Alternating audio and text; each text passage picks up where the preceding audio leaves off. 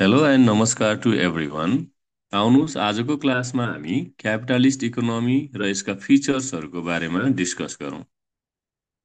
भिडियोलाई सुरु गर्नुभन्दा पहिला के तपाईँले कहिले सोच्नु भएको छ कि कुनै देशमा कम्पनीहरू र बिजनेसेसहरू निजी क्षेत्रबाट सञ्चालित हुन्छन् भने कुनै देशहरूमा गभर्मेन्टद्वारा सञ्चालित हुन्छन्? त्यस्तो किन हुन्छ? कहिले सोच्नु भएको छ? त्यस्तो इकोनोमी जहाँ मोस्ट अफ द बिजनेसेसहरू इन्डिभिजुअल्स र प्राइभेट कम्पनीजहरूको ओनरसिपमा हुन्छ, त्यस्तो इकोनोमीलाई हामी क्यापिटलिस्ट इकोनोमी भन्दछौँ। क्यापिटलिस्ट इकोनोमीमा इकोनोमिक फ्रिडम हुन्छ।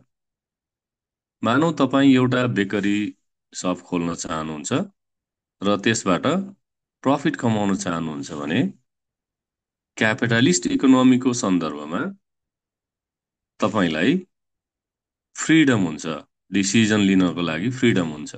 जस्तो कि के उत्पादन गर्ने, कसरी उत्पादन गर्ने, प्राइस कति राख्ने आदि।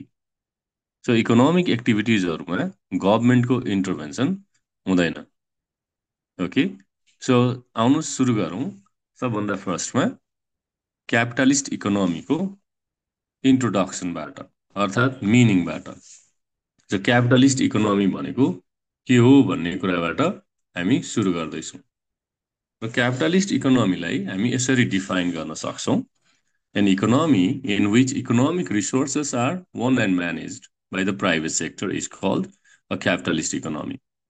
So it is also referred to as a free market economy or laissez-faire economy. Okay, so यो त्यस्तो इकोनोमी जसमा हामी यहाँ के देखिरहेछौँ भने इकोनोमिक रिसोर्सेसहरू कसले ओन गर्छ र म्यानेज गर्छ भन्दा economic resources are owned and managed by the private sector.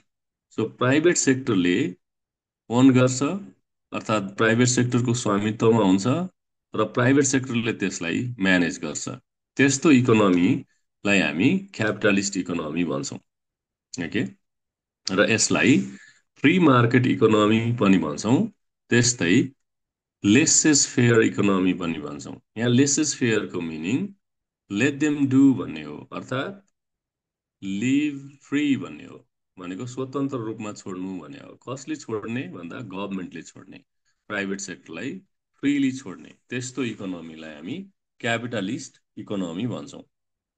Okay, so त्यो हाम्रो क्यापिटलिस्ट इकोनोमीको चाहिँ मिनिङ भयो। अब यहाँनिर यस्तो सिस्टममा in this system there is minimal government interference in economic activities. Individuals are free to utilize their resources as they like.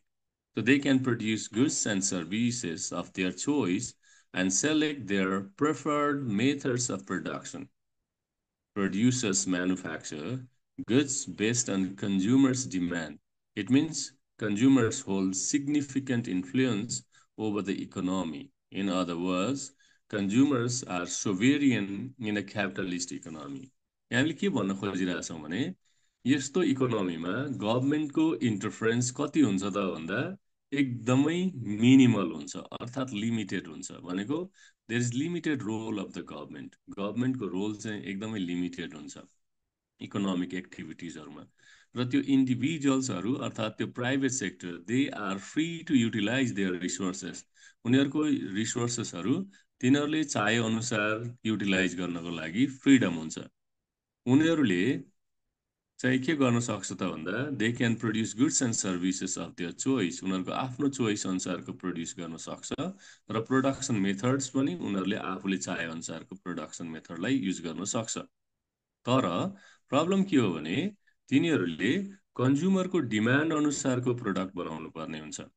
Okay, कन्ज्युमरको demand अनुसार production बनाउन सकेनन् भने तिनीहरू घाटामा हुन्छन्। त्यसैले उनीहरूले कन्ज्युमरको डिमान्ड अनुसारको सामान बनाउँछ। त्यसको मतलब कन्ज्युमरहरूले सिग्निफिकेन्ट इन्फ्लुएन्स गर्न सक्छन्, अर्थात् कन्ज्युमरहरूको इम्पोर्टेन्स एकदमै बढी हुन्छ यस्तो खालको इकोनोमीमा। तिनीहरूलाई त्यो कन्ज्युमर्सहरूलाई सोभेरियन अर्थात् मोस्ट पावरफुल रूपमा लिइन्छ क्यापिटलिस्ट इकोनोमीमा। ओके सो क्यापिटलिस्ट इकोनोमीमा चाहिँ यो हाम्रो इन्ट्रोडक्सनको पार्ट भयो यसरी हामीले क्यापिटलिस्ट इकोनोमीलाई इन्ट्रोड्युस गरे अब हामी क्यापिटलिस्ट इकोनोमीको फिचर्सको बारेमा कुरा गर्दैछौँ ओके सो क्यापिटलिस्ट इकोनोमीको फिचर्सको कुरा गर्दा क्यापिटलिस्ट इकोनोमी जसलाई हामी फ्री इन्टरप्राइज इकोनोमी पनि भन्छौँ is one of the oldest economic system र अर्ली इकोनोमिस्ट भन्नाले एडम स्मिथहरूले they supported the policy of laissez faire meaning laissez फेयरको मिनिङ मैले अघि पनि भने लेट इट बी अर्थात् leave it alone leave free भन्ने बुझ्छौँ हामी they advocated for minimal government intervention in economic एक्टिभिटिजमा उनीहरूले एकदमै कम गभर्मेन्ट इन्टरभेन्सन हुनुपर्छ भने र अब म यहाँनिर तपाईँहरूलाई यो फिचर्सहरू कसरी याद गर्ने भनेर अलिकति टिप्स दिन खोजिरहेको छु ओके सो हामी यसलाई यसरी हेर्छौँ फर्स्टमा आर छ त्यसपछि ई छ सो आरइसी अनि अर्को एसपिएल भनेर सम्झिने है त आरइसी एसपिएल भनेर सम्झिने यहाँ आर भन्नाले के भन्न खोजिरहेछ त भन्दा आर भनेको पहिला सम्झिनुहोस् आरइसी एसपिएल भनेर सम्झिने त्यसपछि आर भनेको right to own private property अनि ई भनेको इकोनोमिक फ्रिडम त्यस्तै गरेर सी भनेको consumer sovereignty and then self interest र अब यो प्राइस मेकानिजम र limited role of the government भनेर यसरी चाहिँ सम्झिने फेरि एकचोटि रिकल गरौँ हामी यसलाई आरइसी एसपिएल भनेर सम्झिने आर भनेको right to own private property अनि इकोनोमिक फ्रिडम त्यसपछि कन्ज्युमर सोभरेन्टी र सेल्फ इन्ट्रेस्ट प्राइस मेकानिजम र limited role of the government भनेर यसरी सम्झिने आउनुहोस् फर्स्ट पोइन्टलाई हामी एक्सप्लेन गरौँ सो फर्स्ट पोइन्ट हाम्रो के छ त भन्दा हाम्रो फर्स्ट पोइन्ट चाहिँ right to own private property भनेर छ right to own private property okay so यसलाई हामी यसरी कुरा गरौँ यदि तपाईँसँग एउटा जग्गा वा पसल छ भने के सरकारले त्यसलाई जबरजस्ती खोज्न सक्छ अवश्य पनि सक्दैन त्यसैले क्यापिटलिस्ट इकोनोमीमा प्राइभेट प्रपर्टी राख्ने अधिकार हुन्छ त हामीले के भन्यौँ भने इन अ क्यापिटलिस्ट इकोनोमी एउटा क्यापिटलिस्ट इकोनोमीमा individuals and businesses have the right to own private property उनीहरूले प्राइभेट प्रपर्टी राख्न सक्छ they can use their resources उनीहरूले आफ्नो त्यो रिसोर्सेसलाई उनीहरूको इन्ट्रेस्ट अनुसारको उनीहरूको चाहिँ उद्देश्य अनुसार त्यसलाई युज गर्न सक्छ दे विच इन्करेजेस यसको कारणले गर्दा उनीहरूले के गर्न सक्छ त भन्दा यहाँनिर इन्भेस्टमेन्ट र इनोभेसन हुन सक्छ है सो अर्कोमा जाउँ सेकेन्ड पोइन्ट छ हाम्रो इकोनोमिक फ्रिडमको कुरा गर्दा के तपाईँसँग भएको प्रोपर्टीबाट आफ्नै बिजनेस खोल्न पोसिबल हुन्छ भन्दा यसको आन्सर पक्कै पनि तपाईँले हुन्छ भन्नुभएको होला त्यसैले त्यो पोसिबल छ त्यसको मतलब के हो भने यहाँनिर हामीलाई कन्ज्युमर्सलाई र प्रोड्युसर्सलाई इकोनोमिक फ्रिडम हुन्छ कस्तो फ्रिडम भन्नाले consumers are free to choose which goods and services to buy कुन चाहिँ गुड्स किन्ने भन्ने कुराको फ्रिडम हुन्छ त्यस्तै प्रोड्युसरलाई पनि अघि हामीले भने जस्तै what to produce how to produce and for whom to produce कसको लागि प्रड्युस गर्ने के प्रड्युस गर्ने कति प्रड्युस गर्ने कसरी प्रड्युस गर्ने भन्ने खालको कुराहरूको आन्सर गर्नलाई फ्रिडम हुन्छ त्यसैले यहाँ this system allows the market to allocate resources efficiently किनभने अब प्रोड्युसर्सहरूले कस्तो गुड्स एन्ड सर्भिसेस प्रड्युस गर्छ त भन्दा कन्ज्युमरलाई जे चिज मनपर्छ जे चिज मार्केटमा डिमान्ड छ त्यो अनुसार प्रड्युस गर्छ त्यसैले त्यहाँनिर इकोनोमिक चाहिँ इफिसियन्सीको कुराहरू आउँछ अर्को पोइन्टमा जाउँ थर्ड पोइन्टमा हाम्रो कन्ज्युमर सोभरेन्टीको कुरा छ क्यापिटलिस्ट इकोनोमीमा कन्ज्युमर्स ह्याभ सिग्निफिकेन्ट पावर किनभने तिनीहरूको चोइसले डिटरमाइन गर्छ मार्केटमा कस्तो गुड्स एन्ड सर्भिसेस प्रड्युस गर्ने भनेर A firm that meets consumers' preferences can earn higher profit. जसले कन्ज्युमरको प्रिफरेन्सलाई मिट गर्न सक्छ तिनीहरूले हायर प्रफिट अर्न गर्न सक्छ र जसले कन्ज्युमरको प्रिफरेन्सलाई चाहिँ मिट गर्न सक्दैन तिनीहरू लसमा हुन्छ त्यही भएर हामी यहाँ के भनिरहेछौँ भने in a capitalist economy consumers have significant power their choices determine which goods and services businesses produce.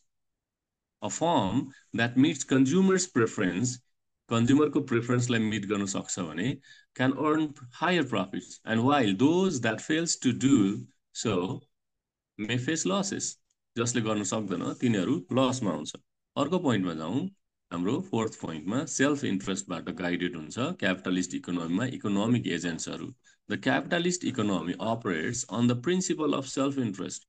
Producers aims to maximize profit. Producer के चाहन्छ? प्रफिट चाहन्छ। वर्कर्स के चाहन्छ? हायर वेजेस चाहन्छ। कन्ज्युमर्स के चाहन्छ भन्दा उनीहरूको लिमिटेड रिसोर्सेसबाट मेक्सिमम सेटिस्फ्याक्सन चाहन्छ है।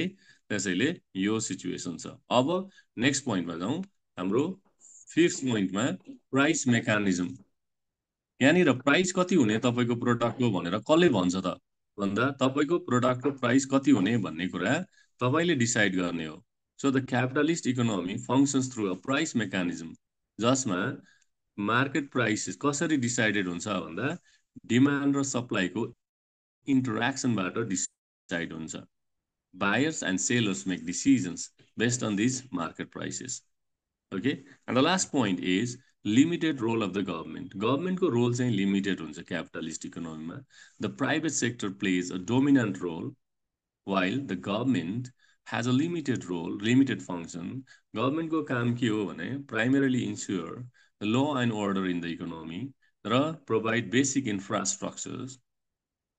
यो चाहिँ कसको लागि भन्दा to promote अर्थात् to encourage the private sector. Okay, त्यसैले हामी यहाँ के भनिरहेका छौँ, in capitalist economy the private sector plays a dominant role while the government has a limited role, limited function. गभर्मेन्टको प्राइमरी गोल भनेको रुल प्राइमरी फङ्सन भनेको के हो भने to maintain law and order, law and अर्डरलाई maintain गर्ने हो, basic infrastructure develop गर्ने हो र स्टेबल इन्भाइरोमेन्ट प्रोभाइड गर्ने हो बिजनेसेसलाई। सो हामी लास्टमा कन्क्लुजनमा गइरहेछौँ र कन्क्लुजनमा हामी के भनिरहेछौँ भने प्योर क्यापिटलिस्ट इकोनोमी चाहिँ वर्ल्डमा खासै त्यस्तो ठ्याक्कै सबै फिचर्सहरू पाउने चाहिँ रेयरली पाइन्छ। जस्तो एक्जाम्पल दिनु पर्यो भने युएसए, युके, फ्रान्स जस्ता इकोनोमीहरू, the Netherlands, Spain, Portugal and Australia जस्ता इकोनोमीहरूले क्यापिटलिस्ट इकोनोमीलाई फलो गर्छन्, तर पनि तिनीहरूको कन्ट्रीमा पनि के छ त भन्दा गभर्मेन्टको एक्टिभ रोल देखिन्छ। त्यसैले हामी के भन्न सक्छौँ भने प्योर क्यापिटलिस्ट इकोनोमी चाहिँ रेयरली फाउन्ड हुन्छ है। त्यसरी भन्न सक्छौँ भनेको अहिलेको दुनियाँमा मोस्ट अफ द इकोनोमीहरूले फलो गरिरहेको इकोनोमिक सिस्टम चाहिँ के हो भने मिक्स्ड इकोनोमी हो, क्यापिटलिस्ट इकोनोमी भन्दा पनि।